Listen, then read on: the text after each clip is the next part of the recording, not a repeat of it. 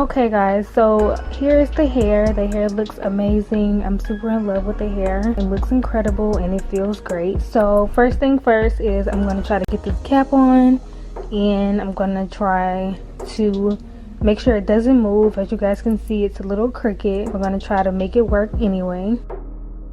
I'm going to start off by sewing on the closure first. That's the first thing I normally do.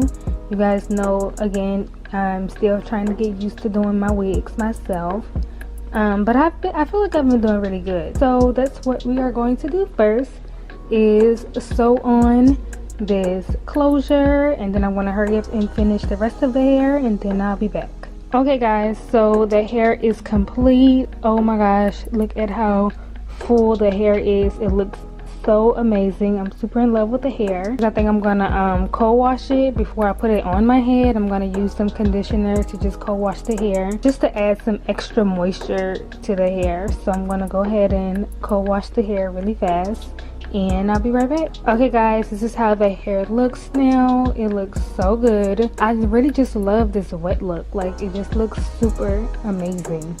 Don't you guys love it?